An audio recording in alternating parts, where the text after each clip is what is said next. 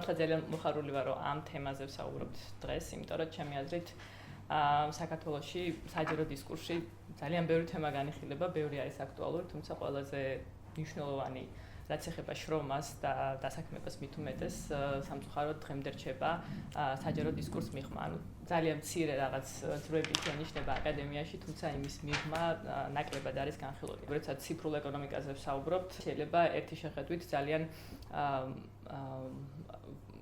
იფიქროთ, რომ რაღაც უცნაურზე ვსაუბრობთ, რომელიც რეალურად არ ეხება ჩვენს რეალობას. ამიტომ მინდა რომ მე ამ ლექციაში შევეცდები, ანუ ვიწყებ კლასიკოსების მოსაზრებებით და რა თქმა უნდა ვეყნობი მეცნიერების მოსაზრებებს იმ ხალხის, რომელიც იკვლევს ამ სფეროს. თუმცა, როდესაც რაღაც თემას იკვლევ, თავისთავად ცხადია, რომ გიჩნდება საკუთარი დამოკიდებულებები და გიჩნდება რაღაც და ასე ვთქვათ, მიდგომები ამ სფეროს მიმართ და მინდა რომ ფაქტობრივად ეს ჩათვალეთ, რომ ეს არის მე გაგაცნობთ ძირითადად ასე ვთქვათ დისკურსს და მე შევეცადოთ შეგიძლიათ ლექციის მსვლელობის დროს ასე ვთქვათ ჩაერთოთ კითხვებით ან შეგიძლიათ მოგვიანებით ასე ვთქვათ ლექციის შემდეგ გავაგრძელოთ კითხვა-პასუხის რეჟიმში. მე ამ ლექციის და ლექციას დავიწყებ რობერტ ოუენის დევიზით, რომელიც მან წამოაყენა 1817 წელს. ეს იყო დევიზი, შემდეგი სახის 8 საათი შრომა, 8 საათი რეკრეაცია და 8 საათი დასვენება. ეს შეგახსენებთ, რომ ეს არის პერიოდი, როდესაც ანუ კაპიტალიზმის, ასე ვთქვათ, დასაწყის ინდუსტრიული რევოლუციის შემდგომ პერიოდი, გარიჟრაჟი შეიძლება ესე ვთქვათ, როდესაც ადამიანმა დაიწყო შრომის გაყიდვა. ანუ ისტორიულად ამ ეპოქით ვიწყებ. რატომ არის მნიშვნელოვანი ეს დევიზი და რატომ ასე ვთქვათ რატო დაყო 24 საათი რობერტ ოუენმა. ანუ თავარი იდეა იყო ის, რომ ადამიანებს დაჭირდათ, რომ ხელოვნურად შეექმნათ ბალანსი სამუშაოსა და დანარჩენ დროს შორის. ანუ მე ამას პირობითად დავარქმევ ცხოვრებასა და შრომას შორის ბალანსს. ცხოვრებასა და ისე დანარჩენ შრომასა და ცხოვრებას შორის ბალანსი არის ფაქტიურად ჩემი აზრით იმ პერიოდიდან მოყოლებული მთავარი ბრძოლის საგანი, შეიძლება ესე ითქვას. იმიტომ რომ მაშინ როდესაც მარქსი წერდა თავის ნაშრომებს, მისი ძირითადი, ასე ვთქვათ, ხაზი ჩემი ინტერპრეტაციით იყო სწორედ ის, რომ ადამიანებს როგორმე ეს ბალანსი არ დაეკარგათ, იმიტომ რომ თქვენ იცით, რომ მარქსი აღწერდა იმ პირობებს, რა ასე ვთქვათ, სასტიკ პირობებს, რა პირობებში უწევდათ ადამიანებს მუშაობა, ეს იყო არანორმირებული შრომა, რომელიც ხშირ შემთხვევაში 8 საათს მიღმა იყო ბავშვების შრომა და ასე ვთქვათ, ფაქტიურად ექსპლუატაცია. 8 საათი რატო ვიწყებ ამითი? 8 საათიანი დღე, სამუშაო დღე, როგორც ჩვენთვის დღეს ცნობილია და რასაც ბუნებრივი ნორმა დაგვიქვამთ, იყო ძალიან დიდი მონაპოვარი, ამის თქმა მინდა. იმიტომ რომ თავიდან, ასე ვთქვათ, იმ დროიდან დაწყებული, როდესაც ადამიანმა დაიწყო შრომის გაყიდვა, მისი დამსაქმებელი ყოველთვის დაინტერესებული იყო, რომ მას რაც შეიძლება მეტი იმუშავა და მისთვის უკეთესი იქნებოდა, რაც შეიძლება მეტ იმუშავებდეს ადამიანი, იმიტომ რომ მეტ დოვლად შექმნიდა მისი გამდიდრებისთვის. ანუ ეს მონაპოვარი იმის შემდეგ, ასე ვთქვათ, ინდუსტრიული რევოლუციის შემდეგ, ეს შრომასა და ცხოვრებას შორის ბალანსი ძალიან დიდი, ჩემი აზრით, ფაქტობრივად სოციალურ პოლიტიკას, როგორც მეცნიერებას, ასე ვთქვათ, შესწავლის მთავარი საგანი არის სწორედ ეს, როგორ ახერხებენ ადამიანები ამ ბალანსის შენარჩუნებას. ეხლა ალბათ საინტერესო კითხვაა, რატო არის ესე მნიშვნელოვანი ამ ბალანსის შენარჩუნება? მე მგონი თავისთავად ცხადია, რომ აქ ცნობილი ფრაზა მახსენდება, რომ ცხოვრობთ იმისთვის, რომ ვიშრომოთ, თუ ვშრომობთ იმისთვის, რომ ვიცოცხლოთ, ხო? შრომა როგორც ასეთი არ არის რაიმე რაღაც ცუდი, რომელიც ადამიანისთვის ცუდი, ასე ვთქვათ, ნეგატიური შედეგების მომტანია, მაგრამ გააჩნია რა დოზით. მოკლედ ციფრულ ეკონომიკაზე რომ გადავიდეთ, მე მინდა რომ დავიწყო თავიდან მარქსით და მისი რაღაც რამდენიმე ძირითადი კონცეფცია განვიხილო. ალბათ თქვენთვის ნაცნობია, მაგრამ მაინც მინდა რომ ამითი დავიწყო ჯერ ლექცია და ვნახოთ, რამდენად აქტუალურია და რელევანტურია ეს ტერმინები დღეს. მარქსზე როცა ვსაუბრობთ, ორი ძირითადი, ასე ვთქვათ, კონცეფცია მინდა განვიხილოთ, ეს არის შრომის გაუწყობა, რომელზეც მარქსი საუბრობს და შესაბამისად დასაქმებულების ექსპლუატაცია. ფაქტიურად შრომის გაუცხოება არის ეს სხვაგვარი ინტერპრეტაცია რომ შემოგთავაზოთ, არის ისეთი მომენტი, როდესაც ადამიანი კარგავს ბალანსს შრომასა და ცხოვრებას შორის, როდესაც მისი ცხოვრება როდესაც ის ცხოვრობს მხოლოდ იმისთვის, რომ იშრომოს. მარქსის ტერმინებით თუ ვიტყვით, მუშაკი, ანუ შრომელი, რაც უფრო მეტ შრომობს, მით უფრო ღარიბდება, მით უფრო სუსტდება და მით უფრო უძლური ხდება. ის განიცდის გაუცხოებას შრომის პროდუქტისგან, მისგან რასაც აწარმოებს, შესაბამისად პროცესისგან და საბოლოო ჯამში უცხობდება თავის თავთან. ანუ ეხლა ცოტა რომ ასე ვთქვათ, გადავთარგმნოთ ეს ტექსტი, ეს ჩემი აზრით ნიშნავს იმას, რომ ადამიანი ფაქტიურად ემსგავსება ცხოველს, რომლისთვისაც შრომა არის ერთადერთი გამოსავალი. და შრომა არ არის მისთვის საშუალება, რომ თავისი თავი გამოხატოს, რაც იდეაში უნდა იყოს, არამედ უბრალოდ დგება ესეთი სიტუაცია, როდესაც თუ არ შრომობ, ესე იგი მოკვდები. აი ესეთი ეს დისკურსი შემდეგ სხვა პოლიტეკონომიდან თქვა სოციალური პოლიტიკაში თუ გადავალთ, დღემდე აქტუალურია, უბრალოდ სხვა სახელი ქვია და აქტიურად იკვლევენ მაგალითად სოციალური პოლიტიკის ექსპერტები იკვლევენ, აი როგორ უნდა შეინარჩუნოს დღეს პროფესიონალმა ცხოვრებასა და შრომას შორის ბალანსი, რამდენად მნიშვნელოვანია, რომ ადამიანს ჰქონდეს საშუალება თავის ოჯახთან გაატაროს დრო და ასე შემდეგ და ასე შემდეგ. მაგრამ ერთი პრობლემა რა, ანუ რა მხრივაც წამოვიდა კრიტიკა შემდეგ, თუნდაც იგივე მარქსის იდეების მიმართ იყო ის, რომ მარქსი წერდა ინდუსტრიული რევოლუციის დროს, შემდგომ პერიოდში და ამბობენ, რომ იცით რა, ეს იდეა იმის შესახებ, რომ აი ადამიანს უწევს ცხოველური შრომა და ასე შემდეგ უკვე მოძველდა, იმიტომ რომ დღეს სხვა ეკონომიკა, დღეს სხვა რეალობა და ადამიანებს უკვე, ანუ გაუცხოების პრობლემა აღარ დგას. რა არის დღევანდელი რეალობა და როგორ განსხვავდება ის იმ დროისგან, როდესაც მარქსი წერდა. საერთოდ მე ესე ვთქვათ, შემოგთავაზებთ ესეთ დაყოფას ისტორიულად რო შევხედოთ, ეს არის დაწყებული ინდუსტრიული ეპოქა, ანუ როდესაც ეკონომიკა ძირითადად აგებულია წარმოებაზე, მანუფაქტურაზე, როდესაც იყიდება პროდუქტი. შემდეგი ეტაპი არის სერვის ეკონომიკა, როდესაც იყიდება სერვისი და მერე გადავდივართ ციფრულ ეკონომიკაზე, როდესაც იყიდება ინფორმაცია.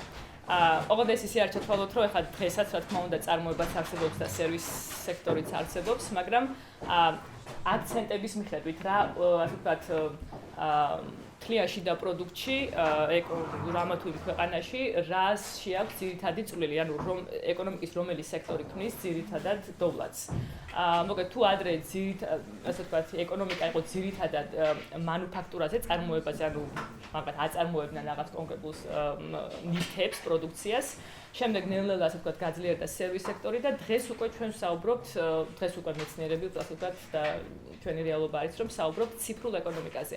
ანუ ეკონომიკაზე, რომელშიც უკვე აქტიური ხდება და იყიდება ინფორმაცია, რომელიც ხდება უკვე ეკონომიკის მთავარი მამოძრავებელი ძალა.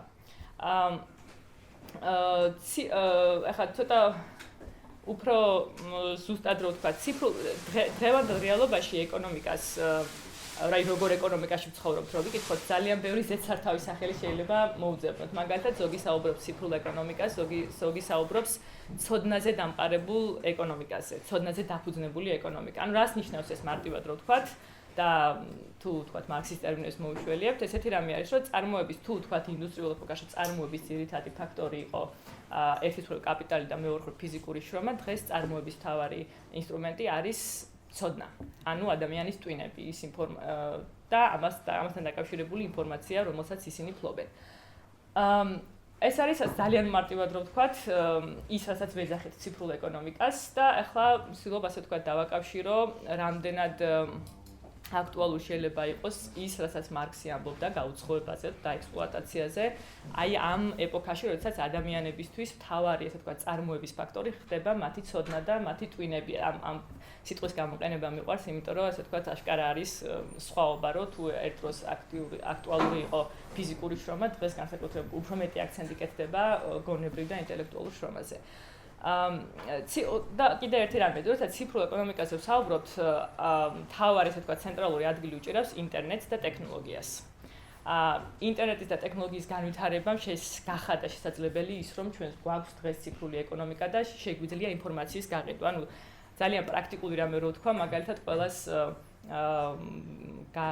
გიყიდიათ ალბათ ონლაინ, არ ვიცი, მუსიკა ან ვიდეო ან აუდიო, ხა საქართველოში პირატული ვებგვერდები ძალიან ბევრია და ყიდვა ხდება ხოლმე, მაგრამ ყოველ შემთხვევისთვის, ანუ იდეა გასაგებია, რომ ინტერნეტის საშუალებით, ტექნოლოგიების განვითარების საშუალებით ადამიანები ყიდულობენ და ყიდიან ფაქტურად ინფორმაციას, ეს ნებისმიერი აუდიო, ვიდეო ფაილი შეიძლება იყოს, ან ლიტერატურა, ან ნებისმიერი სხვა რამ. და როდესაც ინტერნეტმა, ასე ვთქვათ, ინტერნეტი გახდა ესეთი მნიშვნელოვანი ეკონომიკაში, მეცნიერთა ნაწილისთვის ეს იყო ფაქტურად კაპიტალიზმის როგორ თქვა, რაღაც დამარცხების ინსტრუმენტი, დამარცხების თუ არა, მასთან ბრძოლის ინსტრუმენტი, რატო? მაგალითად, რიჩარდ ბარბრუკი ამბობდა, რომ ინტერნეტი საშუალებას გვაძლევს, რომ ადამიანებმა ერთმანეთთან დავამყაროთ ურთიერთობა ყოველგვარი ბარიერების გარეშე, პოლიტიკური იქნება, ფულის, შეგვიძლია გავცოლოთ ერთმანეთში ინფორმაცია და ფაქტურად ხატავდა ინტერნეტს როგორც ერთგვარ კომუნისტურ რაღაც მოდელს. მაგრამ ეს ცოტა არ იყოს ალბათ თქვენს დამეთანხმებით, რომ ძალიან ნაჩქარევი გადაწყვეტილება იყო, იმიტომ რომ ინტერნეტზე და ციფრულ ეკონომიკაში გაცვლა გამოცვლა არაფრით არ არის მოკლებული, ასე ვთქვათ, ფულის მონეტარული ღირებულება ამ შემთხვევაშიც არსებობს და ისევე ხდება, ასე ვთქვათ, პროდუქციის გაყიდვა და ყიდვა, როგორც ეს ხდება რეალობაში, უბრალოდ გადატანილია ეს ყველაფერი ონლაინ სივრცეში, იმისაც ანუ არ ხდება რეალურად, ასე ვთქვათ, მაღაზიაში, არამედ ხდება ონლაინ. შეგიძლიათ თქვენი ბარათით იხდით ინტერნეტის საშუალებით და ასე ვთქვათ, აგრძელებთ ცხოვრებას. ძალიან მნიშვნელოვანი მომენტი ციფრულ ეკონომიკაში არის ორი ფაქტორი, რომელიც ფაქტიურად ჩემი აზრით სრულიად ცვლის იმას, თუ როგორ უნდა ისწავლებოდეს ეკონომიკა და როგორ უნდა გავიგოთ რა არის ეკონომიკა და რატომ. პირველი ფაქტორი ეს არის პროზიუმერის კონცეფციის გაჩენა. რას ნიშნავს პროზიუმერი? ეს არის ერთი მხრივ კონსიუმერის და პროდიუსერის, ასე ვთქვათ, ნაერთი. ეს ტერმინი გაჩნდა ინგლისურ ლიტერატურაში, როდესაც გააცნობიერეს ის, რომ ციფრული ეკონომიკის ბუნებიდან გამომდინარე იშლება ზღვარი პროდუქციის მწარმოებელსა და მის მომხმარებელს შორის. და რატო? მაგალითად ავიღოთ Facebook-ი, რომელიც არის სოციალური, ასე ვთქვათ, მედია საშუალება, რომელსაც ყველა აქტიურად ვიყენებთ და მოდი ესე გკითხავთ, რა არის Facebook-ი? არის თუ არა პროდუქტი, რომელსაც თქვენ მოიხმართ? არის, ხო? პროდუქტია. მაგრამ რას ყიდის Facebook-ის კომპანია, ან მარკ ცუკერბერგი, რომელმაც შექმნა ეს კომპანია, ის ყიდის Facebook-ის, ასე ვთქვათ, ჩარჩოს. თუ Facebook-ს არ ეყოლება მომხმარებლები ჩვენი სახით და ზოგადად მილიონობით მომხმარებლის სახით, მას არ ექნება შიგთავსი, ანუ კონტენტი. ანუ რა არის Facebook-ის შინაარსი? Facebook-ის შინაარსი კონტენტი ეს არის ჩვენს მიერ დაწერილი პოსტები, ბლოგები, სურათები, ასე შემდეგ. ანუ ყველაფერი, რაც ქმნის Facebook-ს როგორც პროდუქტს, საბოლოო სახის პროდუქტს, არის შექმნილი არა ცუკერბერგის მიერ, ნუ რაღაც ნაწილი ჩადო კი ბატონო მან, მაგრამ რეალურად იქმნება მისი მომხმარებლების მიერ. ამიტომ რთული ხდება უკვე განასხვაო, შენ მომხმარებელი ხარ თუ წარმოებელი, იმიტომ რომ შენ მოხმარების პროცესში ამავდროულად ფაქტურად ქმნი ამ პროდუქტს. და კიდევ ერთი ამასთან დაკავშირებული, ასე ვთქვათ, საკითხი არის ის, რომ შესაბამისად იშლება ზღვარი პროდუქტსა და მისი წარმოების პროცესს შორის. ანუ Facebook-ი როგორც ასეთი რო ავიღოთ, დასრულებული პროდუქტი არასდროს არ არსებობს. ის ყოველთვის წარმოების პროცესშია. ნებისმიერ მომენტში, როდესაც თქვენ შედიხართ და რაღაცას წერთ, რაღაცას პოსტობთ და ასე შემდეგ, ხდება მისი წარმოება. ანუ თუ ადრე მაგალითად აწარმოებდი აგურს და დამთავრდებოდა და მე გაყიდიდი ამ აგურს, ესეთი მომენტი, ასე ვთქვათ, ონლაინ და მედია საშუალებებში არა. იგივე ეხება სხვა რაოდენობის, არ ვიცი, ფორუმებს, ონლაინ, ასე ვთქვათ, მაღაზიებს და ასე შემდეგ. ყველა არსებობს იმის ხარჯზე, რომ ყავს თავისი მომხმარებელი. საერთოდ მიმყავს ახლა ეს საუბარი. და რატო არის ეს ყველაფერი ასე მნიშვნელოვანი? როდესაც მარქსთან, თქვათ, შრომის ექსპლუატაციაზე საუბრობს, მარქსი ასე ვთქვათ, ძირითადი ამოსავალი, რატო ითვლება, რომ შრომელი არის ექსპლუატირებული, არის ის, რომ ის ანაზღაურება, რომელსაც ის იღებს, სიტყვაზე თუ კი საათში უხდიან მას $10 სიტყვაზე ვთქვათ, ის შეიძლება $10 ღირებულებას აწარმოებდეს 15 წუთში. ანუ შესაბამისად, 1 საათში აწარმოებდეს იმაზე მეტ ღირებულებას, ვიდრე მას უხდიან და ანუ ფაქტობრივად აქედან შეიძლება ასე ვთქვათ, ძალიან ასე ვთქვათ, ვამარტივებ ხა ამ კონცეფციებს, მაგრამ შეიძლება დავასკვნოთ, რომ ექსპლუატაცია ძირითადად ეხება აუნაზღაურებელ შრომას. თუ გადმოვალთ ინტერნეტის მომხმარებლებზე ვისაუბრებთ, გამოდის, რომ ადამიანები, უმეტესობა ჩვენგან, რომლებიც ერთდროულად მომხმარებლებიც ვართ და მწარმოებლებიც, ძალიან დიდი ნაწილი ჩვენი შრომის, ფაქტობრივად მთლიანად, რასაც ჩვენ ვდებთ, ასე ვთქვათ, ციფრულ ეკონომიკაში, არის აუნაზღაურებელი შრომა. ეხლა თავდაპირველად, როცა ეს ამ ასე ვთქვათ, იდეებს ვეცნობოდი, ცოტა უხეშად ჟღერდა ჩემთვის პირადად, რომ რატომ არის ეს შრომა. ანუ ამ შემთხვევაში შრომა ანუ მნიშვნელოვანია, რომ როგორ ესმით ადამიანებს შრომის ამ ფაქტის აღქმა და გაგება. ანუ შრომა დღემდე არის ასოცირებული რასთან, რომ აი რა ვიცი, რაღაც ოფისში მუშაობ, თან რაღაცას წერთ, თან აღიქვამთ, მაგრამ არავინ არ უყურებს შრომას, მაგალითად, როცა Facebook-ზე ზიხართ და რაღაცას წერთ, ხო? არავინ არ დაარქვევთ ამას შრომა და შეიძლება სასაცილოდ ჩათვალოთ, რომ რატო არის ეს შრომა. თუმცა ეხლა კიდე ერთი ნაბიჯით რო წავიდეთ წინ და მით უმეტეს რატო არის უფასო შრომა. ეხლა ვეკითხოთ ესეთ არგუმენტს და თუ არ მეთანხმებით, შეგიძლიათ კიდევ ერთხელ გეუბნებით, აქვე დავიწყოთ ასე ვთქვათ არგუმენტები, ესა დისკუსია. ნებისმიერი წუთი, რომელსაც თქვენ ატარებთ რაიმე ონლაინ სივრცეში, მარტო Facebook-ზე არ მაქვს საუბარი, ნებისმიერ სხვა ფორუმზე იქნება თუ მედია საშუალებაზე, ნებისმიერი წუთი, რომელსაც თქვენ ასე ვთქვათ ონლაინ ხართ, არის თქვენი იქ ყოფნა არის ღირებულების მომტანი. თქვენ ღირებულების გენერაციას ახდენთ. ანუ რას გულისხმობ ამაში? თქვენი იქ ყოფნით, მარტივად რო ვთქვათ, Facebook-ის კომპანია შეუძლებს ძალიან ბევრ ფულს.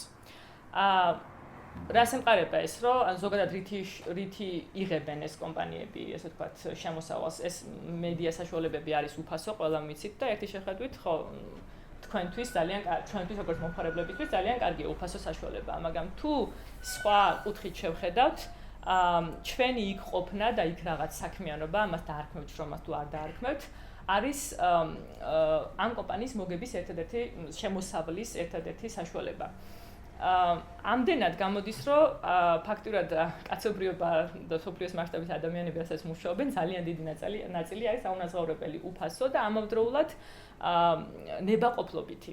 აი ნებაყოფლობითის ტერმინის შემოტანა არის ძალიან მნიშვნელოვანი, იმიტომ რომ როდესაც წამოვიდა, ასე ვთქვათ, კვლევის ეს მიმართულება, რომელიც ამბობდა, რომ იცით რა, რასაც დღეს ადამიანები, ასე ვთქვათ, ონლაინ ინტერნეტ სივრცეში აკეთებენ, არის ფაქტიურად შრომა, რომელიც არ არის ანაზღაურებადი, მას დაუპირისპირდა, რა თქმა უნდა, წამოვიდა კრიტიკა, რომელიც ამბობდა, რომ კი ბატონო, ადამიანები ამას აკეთებენ, მაგრამ ისინი ამას აკეთებენ ნებაყოფლობით და ამიტომ თქვენ ვერ იტყვით, რომ ამის გამო ვინმე ექსპლუატირებულია და ნებისმიერ ადამიანს რო ვკითხო, ის არ გრძნობს თავს, ასე ვთქვათ, ექსპლუატირებულად იმის გამო, რომ რაღაცას აკეთებს და ამის შედეგად ვიღაცას, ასე ვთქვათ, შემოსავალი შეასწრის. თუმცა რეალურად რო აღვიქვათ ყოველდღიურ ცხოვრებაში, მე მგონი ნაკლებად ფიქრობთ ჩვენ ყველანი ინტერნეტის მოხმარების დროს იმ შედეგებზე, რასაც ჩვენ საქმიანობას მოაქვს სხვებისთვის.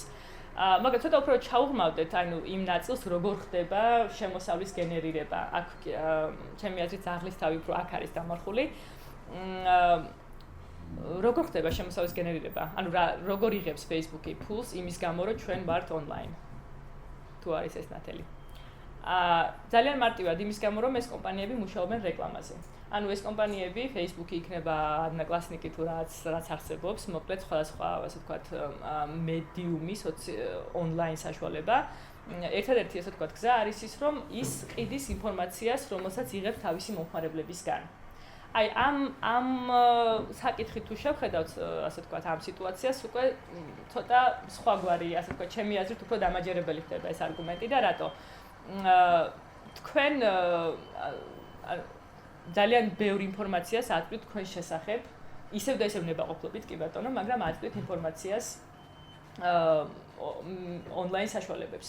შეიძლება კონკრეტულად არ წერდეთ, რომ მაგალითად მიყვარს ეს კინო და მიყვარს ამ ჟანრის ტანსაცმელი და ასე შემდეგ, მაგრამ ელემენტარულად თქვენი, ასე ვთქვათ, იმის მიხედვით, რომელ ვებგვერდზე შედიხართ, რას ეძებთ, რას წერთ Google-ში, რას ნახავთ, ასე შემდეგ, ყველა ეს ინფორმაცია, ყველაფერი ეს არის ინფორმაცია რომელიც არის ძალიან ძვირად ღირებული, რომელსაც მოაქვს ბილიონობით და მილიონობით შემოსავალი აი ამ მედია საშუალებების მფლობელებისთვის. იმიტომ რომ ისინი ამის საფუძველზე, ასე ვთქვათ, თქვენს აუდიტორიას სწავლობენ და ასე ვთქვათ, მარკეტინგის საშუალებაა ძალიან მარტივად რო ვთქვათ, იმიტომ რომ მე ამის საფუძველზე ვეუბნები რა მოსწონს ჩემ აუდიტორიას, რას ეძებენ, რას ძირითადად რას ასე ვთქვათ, რას გუგლავენ და ამის მიხედვით კომპანიები უკვე შესაბამისად ადგენენ თავიანთ მარკეტინგის სტრატეგიას მარტივად რომ ვთქვათ. ფაქტიურად თქვენ შეიძლება თვიდეთ რომ კი ბატონო ნებაყოფლობით აკეთებთ ამ ყველაფერს, მაგრამ თუ კი ვიტყვით იმას რომ და ასე ვთქვათ აღიარებულია ეს ფაქტი და ყველა მიწის კაცმა რომ თქვას, ხა შეიძლება რამე ისეთ ახალს და განსაკუთრებულს არ ვამბობ, მაგრამ მე მგონი საჭირო ამაზე რეფლექსია. ნებისმიერი წუთი მარტივად რომ ვთქვათ თქვენი ონლაინ ყოფნის არის ძალიან დიდი ღირებულების მომტანი ამ კომპანიის გლობალისტვის, მაგრამ არაფერი არ მოაქვს თქვენთვის გარდა იმისა, რომ გაქვთ ურთიერთობის და ასე ვთქვათ ინფორმაციის გასვლა-გამოცვლის საშუალება. ამიტომ ამ ასე ვთქვათ ინტერნეტი როგორც არის ძალიან საინტერესო ასე ვთქვათ ლიტერატურა, რომელიც ინტერნეტს უწოდებს ერთი მხრივ სათამაშო ადგილს და მეორე მხრივ ქარხანას ადარებს ინტერნეტს, იმიტომ რომ მომხმარებლებისთვის ის არის ასე ვთქვათ თავისთავად სათამაშო და გართობის ის, ანუ ჩვენი აღქმა ესეთია, რომ ჩვენ ძირითადად გართობის მიზნით ვიყენებთ ამ საშუალებებს. თუმცა მეორე მხრივ თუ კი შევხედავთ რა შემოსავალი მოაქვს მას ამ მედია საშუალებების მქონეთათვის, ის გამოდის ქარხანა. და სწორედ ამ ასე ვთქვათ ამ იდეას მაგალითად იტალიელმა ავტონომისტებმა დაარქვეს სოციალური ქარხანა. ანუ მათ თქვეს, რომ ფაქტიურად გამოდის, რომ თუ კი ამ კუთხით შევხედავთ და ამ ციფრული საშუალებების პენეტრაციის დონეს შევხედავთ საზოგადოებაში, ზოგადად გამოდის, რომ მთელი საზოგადოება, საერთოდ ჩვენ ყველანი ვართ ჩართული ამ რაღაც სოციალურ ქარხანაში და ვქმით ღირებულებას, რომლიდანაც ჩვენ ძალიან ცოტას ვიღებთ უკან.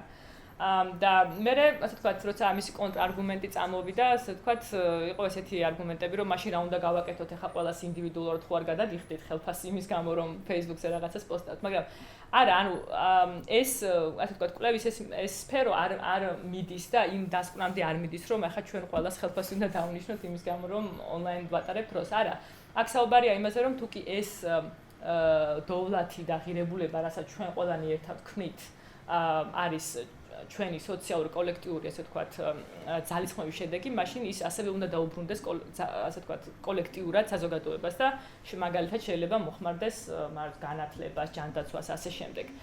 ამ იდეას ახლა ისეთი თვითონ მეცნიერ სფეროებში, მეცნიერ წრეებში არ აქვს ძალიან დიდი გასახანი, თორემ საინტერესო იქნებოდა იმის ფონზე, როდესაც დღეს სოფლიოს მასშტაბით კამრების შემოჭერის პოლიტიკა არის, გამოჩნდებოდა ძალიან, ასე ვთქვათ, საინტერესო ალტერნატიული წყარო, ასე ვთქვათ, ამ პრობლემის მოგვარების.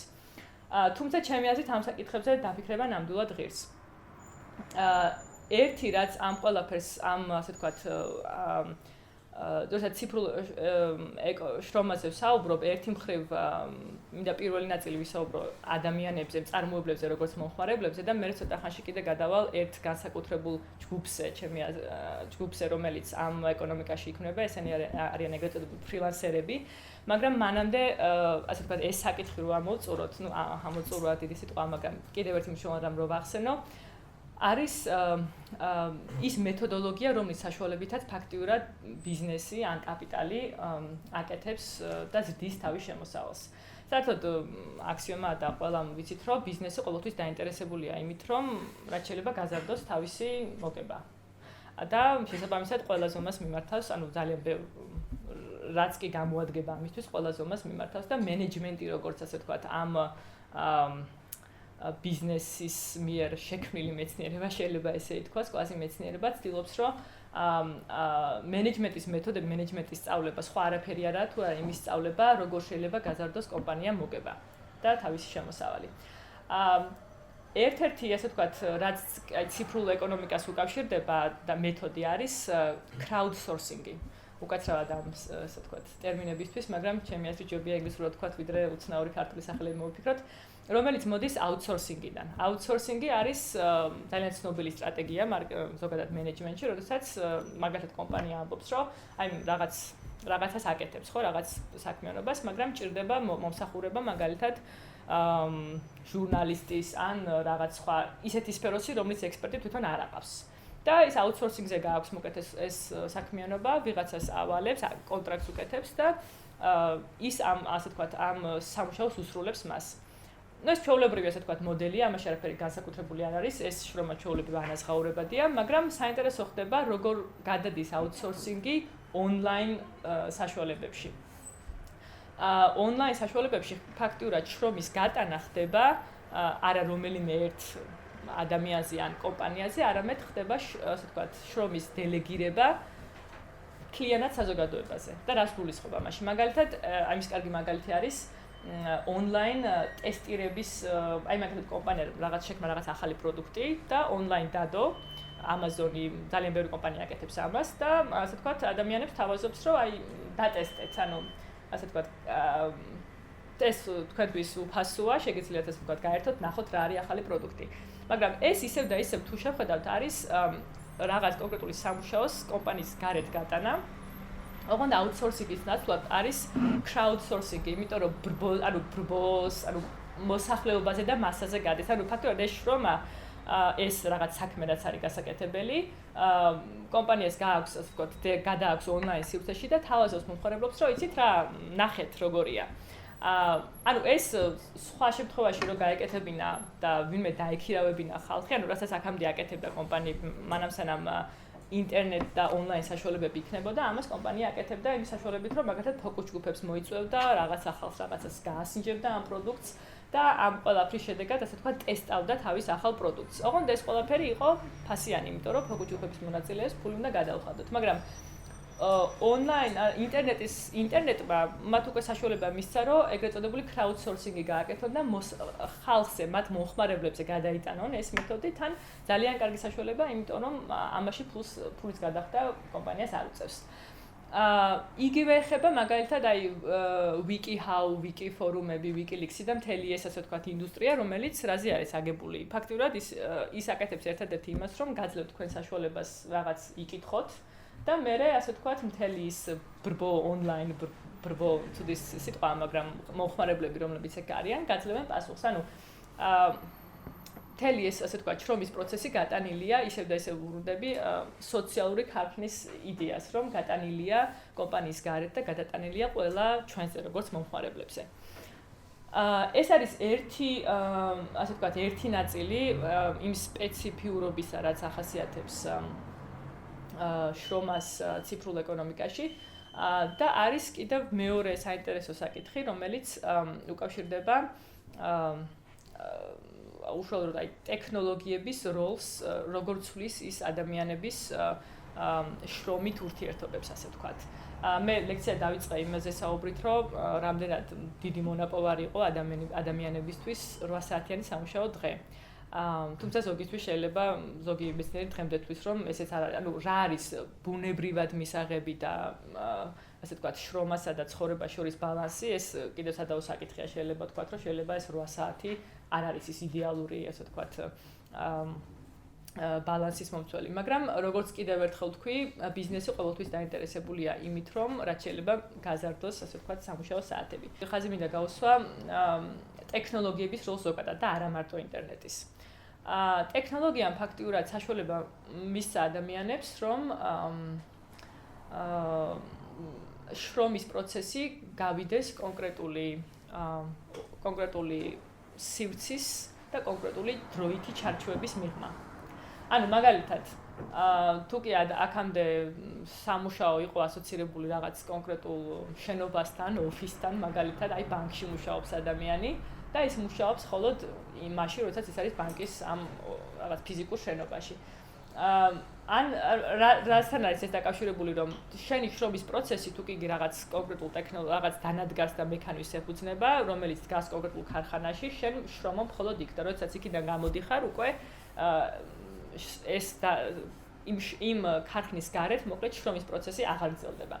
მაგრამ ტექნოლოგიის განვითარებამ, ასე ვთქვათ, ეს ხარი მოშალა. ადამიანებს დღეს შეუძლიათ იმუშაონ ნებისმიერ ადგილას, თუ კი მათ აქვთ ლეპტოპი და ინტერნეტი.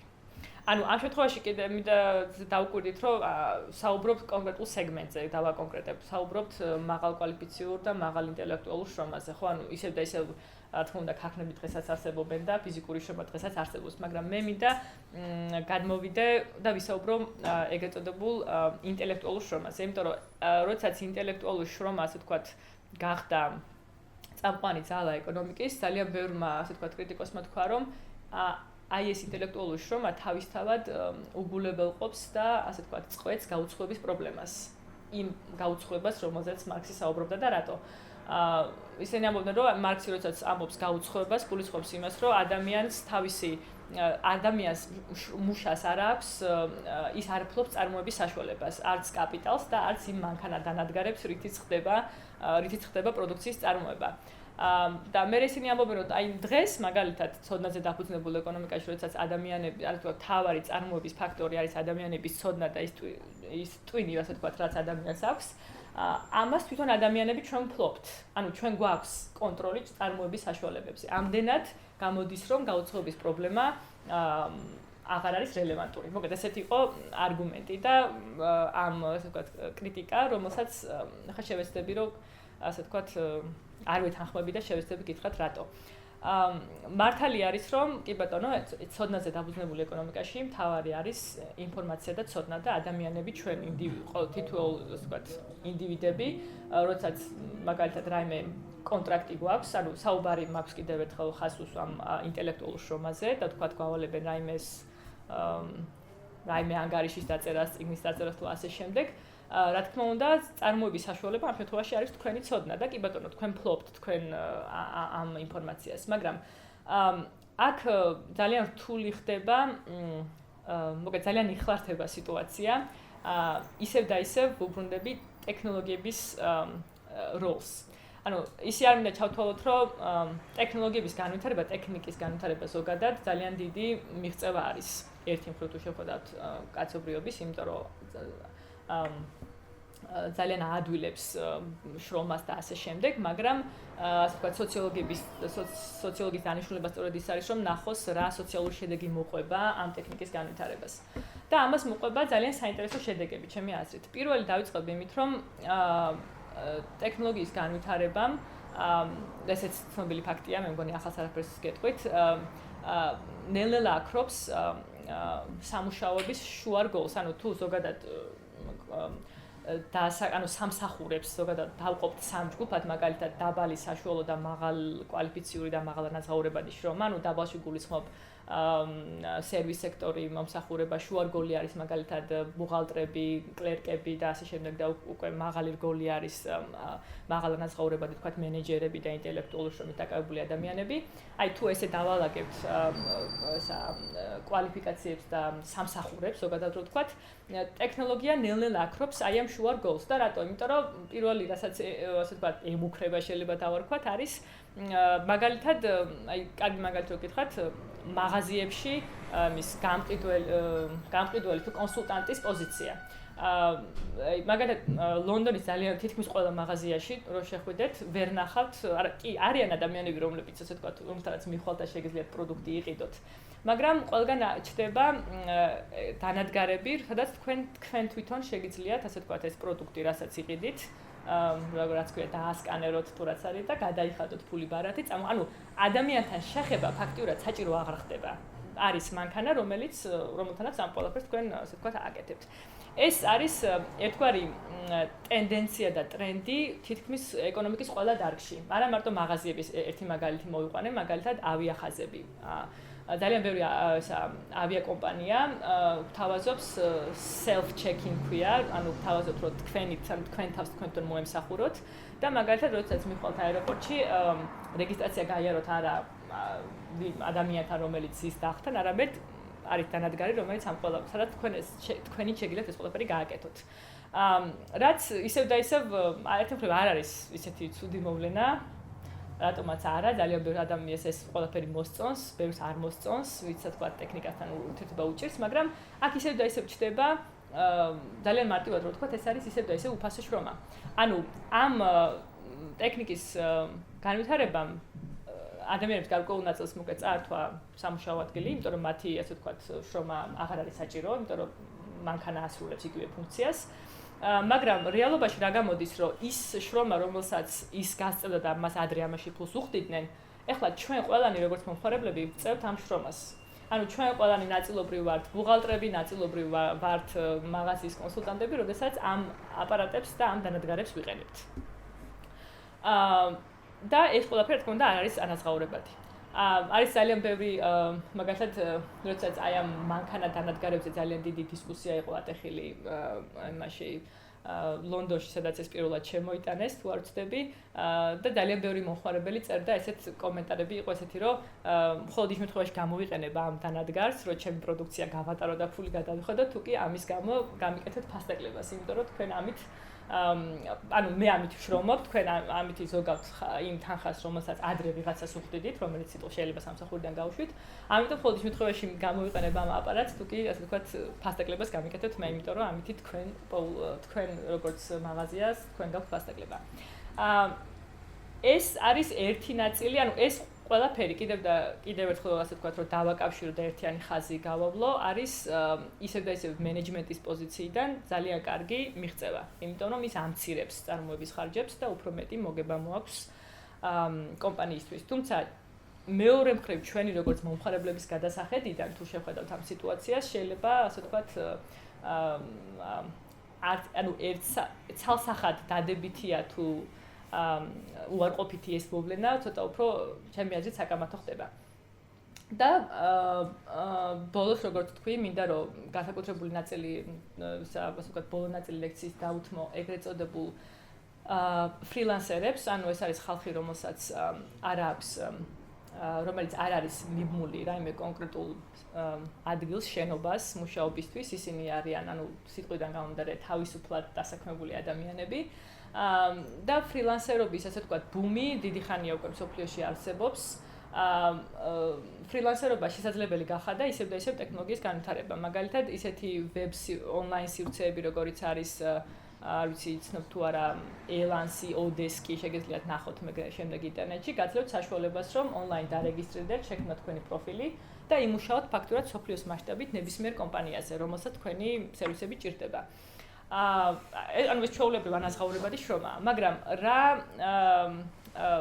რა სოციალური შედეგები ახლავს ისევ და ისევ ამას ვუბრუნდები მე ამ ყველაფერს.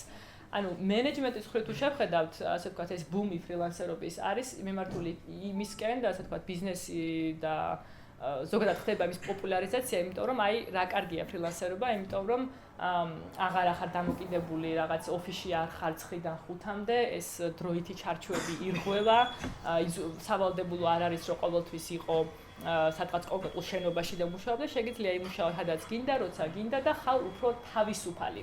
საერთოდ თავისუფალი ტერმინი ყოველთვის სადაც გაერევა ხოლმე, ყოველთვის ჩდება ესეთი პრობლემები, იმიტომ რომ თავისუფლებას ყოველთვის ჩემი აზრით ახლავს ექსპლუატაციის რისკი. და რატომ? შრომის სოციოლოგიაში თუ ასე ვთქვათ, ბოლო კვლევებს გადახედავთ და განსაკუთრებით არის ეს მიმართულება, რომელიც სწავლობს ადამიანების დასაქმებულების გადაწვის მაჩვენებელი არსებობს ესეთი. ყველაზე დიდი, ალბათ არ გაგიკვირდებათ, ყველაზე დიდი მაღალი მაჩვენებელი არის სწორედ ეგრეთ წოდებულ ფრილანსერებში. და რატომ? ძალიან მარტივი მიზეზის გამო, იმიტომ რომ მათ დარღვეული აქვთ ბალანსი შრომასა და ცხოვრებას შორის, ანუ რითიც დავიწყე ლექცია. და ასე ვთქვათ, აქამდე მინდოდა რომ მოვსულიყავი. ერთი მხრივ, როგორც თქვი, შეიძლება აღვიქვათ ძალიან დადებით მოვლენად ის, რომ ჩვენ თავისუფლები ვართ, უბრალოდ გვაქვს კონტრაქტი, რომლის საშუალებითაც სადაც გვინდა, როცა გვინდა ვიმუშავებთ.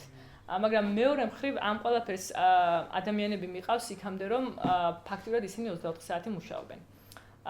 მაგალითად, შეიძლება ასე ვთქვათ, იკითხოთ, რომ რატომ მუშაობენ 24 საათი, შეუძლიათ იმუშაონ, თუ კი ფრილანსერები არიან, იმუშაონ 5 საათიან, არ იმუშაონ ღამე, მაგრამ საქმე იმაშია, რომ ამ ადამიანებს სხვა გამოსავალი არჩევათ. და რატო? ფრილანსერობა ნიშნავს იმას, რომ დღევანდელ მზარდი კონკურენციის პირობებში ადამიანს უწევს მუდმივად თავისი თავის შრომის ბაზარზე დამკვიდრება. იმისათვის, რომ შენ დარწმუნებული იყო, რომ შემდეგი კონტრაქტი გექნება, აუცილებლად ამ კონკრეტულ კონტრაქტზე მუშაობის დროს უნდა აჩვენო ძალიან კარგი შედეგები, უნდა იმუშაო ბევრი და რაც უფრო მეტი კონტრაქტი გექნება და რაც უფრო კარგი, ასე ვთქვათ, CV გექნება, მით უფრო მეტი შანსია, რომ სხვა, ასე ვთქვათ, შემდეგ კონტრაქტებს მიიღებ. მაგრამ, ასე ვთქვათ, ეს მუდმივი შიში და დაძაბულობა იმისა, რომ შეიძლება ხვალ ახალი კონტრაქტი ვერ აიღო, ფაქტიურად გაიძულებ და არ გიტოვებ სხვას გზას, გარდა იმისა, რომ იმუშავო ფაქტიურად დღე და ღამე. ახლა ცოტა შეიძლება ესე უცხო თემად მოგეჩვენოთ, იმიტომ რომ ეს ფრილანსერობა რა ფენომენია, როგორ არის საქართველოში საკმაოდ, ასე ვთქვათ, იქიდებს ასევე ფეხს, განსაკუთრებით მაღალ კვალიფიციურ შრომაზე მაქვს საუბარი და შეგიძლიათ ელემენტარულად, ასე ვთქვათ, თუ გაიკითხავთ და ნახავთ თქვენს ირგვლივ ამ ადამიანების ცხოვრებას თუ შეხედავთ, დაბერძნებთ, რომ დაახლოებით ასეთ პასუხს მიიღებთ. მაგრამ რას უკავშირდება ახლა ეს ყველაფერი? საერთოდ შრომა და დასაქმებას თუ დაუბრუნდებით, ანუ როდესაც ადამიანი შრომას ყიდის, ტრადიციული ფორმები, ტრადიციული დასაქმება, როგორც აღიქმება, ეს არის 8 საათიანი სამუშაო შრომა, რომელიც არის კონტრაქტით გაფორმებული და რომელსაც ახლავს მთელი რიგი სოციალური გარანტიები. რას გულისხმობს ეს, რომ მაგალითად თქვენ, ანუ მოდელი როგორია, ყოველთვიურად იღებთ ხელფასს, მიუხედავად იმისა, თქვათ იმ თვეში შეიძლება 2 დღე აბად იყავით, შეიძლება საჯარო დასვენების დღე იყო, მაგრამ ეს თქვენს ხელფასი არ აისახება, იმიტომ რომ თქვენ ხართ გაქვთ კონტრაქტი, ხართ დასაქმებული და გაქვთ სოციალური, ანუ დასაქმება არ არის უბრალოდ ის, რომ აი მე ვიღაცამ ამიყვანა და ხელფასს მაძლევს. ანუ მას ახლავს თავისი სოციალური, ასე ვთქვათ, გარანტიები და დაცულობა, რაც გამოიხატება სწორედ იმაში, რომ თქვათ გაძლევენ სამედიცინო დაზღვევას, ან გინაზღაურებენ ერთი თვის შრომას იმის და მიუხედავად, თქვათ კონკრეტული დღე იმუშავეთ თუ არა. მაგრამ მთელი, ასე ვთქვათ, ისევ დაუბრუნდებ იმას, რომ ბიზნეს, ინდუსტრია, როგორც და მენეჯმენტის განვითარების პარალელურად ფაქტიურად მიდის, ასე ვთქვათ, პროცესი იმისკენ, რომ ეს სტანდარტული მოდელი შრომის ნელ-ნელა დაირღვეს. ანუ მაგალითად ჩდება უფრო და უფრო მეტი ნახევარგანაკვეთზე სამსახურები, უფრო და უფრო მეტი დროებითი სამსახურები, უფრო და უფრო მეტი ფრილანსერობა.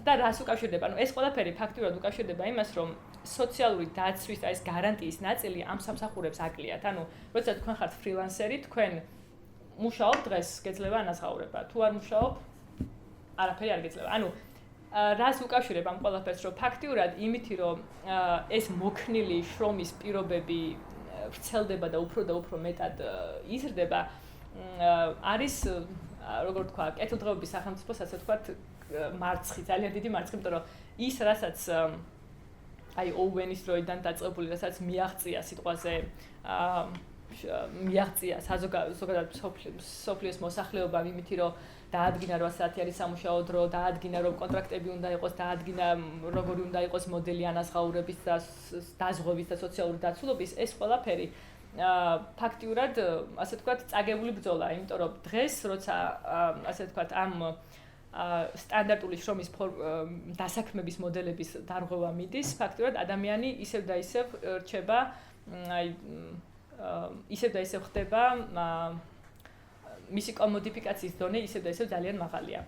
მაგრამ იდეა კეთილდღეობის სახელმწიფოს შექმნის და სოციალური პოლიტიკის განვითარების იყო ის, რომ ადამიანი არ ყოფილიყო დამოკიდებული, მისი სიცოცხლე და მისი გადარჩენა არ ყოფილიყო დამოკიდებული მხოლოდ მის შრომაზე. და სიტყვაზე თუ მაგალითად ვერ იმუშავებდი თვის განმავლობაში რაღაც რამდენიმე დღე, ამის გამო არ დაკლებოდა ხელფასი. დღეს ეს ყველაფერი, ასე ვთქვათ, სრულიად შემოbrunდა ეს პროცესი და პირიქით დღეს ნორმად ითვლება ნახევარგანაკვეთზე სამსახურები, დროებითი სამსახურები, რომლებიც მხოლოდ და მხოლოდ მაშინ გაძლევთ თქვენ ანაზღაურებას, როდესაც მუშაობთ. ახლა ერთი მხრივ ცოტა ისე მჟღერს, რომ შეიძლება თქვათ, რომ სამართლიანია, იმიტომ რომ როცა მუშაობ, მაშინ გიხდიან ანაზღაურებას, მაგრამ ამ შემთხვევაში უკვე პრინციპულ საკითხთან გვაქვს საქმე, როგორ აღვიქვამთ ჩვენ ადამიანების შრომას, არის თუ არა ეს მართლა საქონელი. ისეთივე საქონელი, როგორიც არის, არ ვიცი, რაიმე ბოსტნეული ან თუნდაც ელექტრონული ფაილები, რომელიც იყიდება ონლაინ. ხა ცოტა სხვა თემაზე გადავდივართ, მაგრამ საბოლოო ჯამში ამითი დავამთავრებ, ასე ვთქვათ, რომ ციფრული ეკონომიკა და რეალობა, ასე ვთქვათ, რომელშიც ჩვენ ცხოვრობთ, როგორც უკვე ვთქვი, ცვლის ურთიერთობის ფორმებს, ასე ვთქვათ, ყიდვის და გაყიდვის ფორმებს და რაც ყველაზე მნიშვნელოვანია, ცვლის ადამიანების ფაქტურად ქლირად არღვევს ბალანსს ცხოვრებასა და დანარჩენ შრომას შორის. ანუ ამითი დავიწყე და მინდა ამითი დავასრულო, რაც ჩემი აზრით არის ყველაზე სავალალო შედეგი, შეიძლება ესე ითქვას. იმიტომ რომ ტექნოლოგია ამ შემთხვევაში თუ იკითხავთ ტექნოლოგიის როლს, ტექნოლოგია არის უბრალოდ იარაღი, რომელიც შეგიძლიათ გამოიყენოთ როგორც კარგი ბიზნესისთვის, იმისთვის რომ გავიმჯობესოთ ცხოვრება და ასე შემდეგ. მაგრამ ამავე დროს შეიძლება გამოყენებული იქნას თავად ადამიანის წინააღმდეგ. იმიტომ ძირითადად იმის გამო რომ ირღვევა ბალანსი შრომასა და დანარჩენ ადამიანის დანარჩენ ცხოვრებას შორის და უფრო მეტად მივდივართ იმისკენ რომ შრომობთ იმისთვის რომ ვიცოცხლოთ არა ცხოვრობთ იმისთვის რომ ვიშრომოთ და არა პირიქით. ანუ ის რითვისაც ფაქტიურად ბრძოლობს ასე ვთქვათ მთელი მსოფლიო მას შემდეგ რაც ადამიანებმა დაიწყეს თავიანთი შრომის გაყიდვა.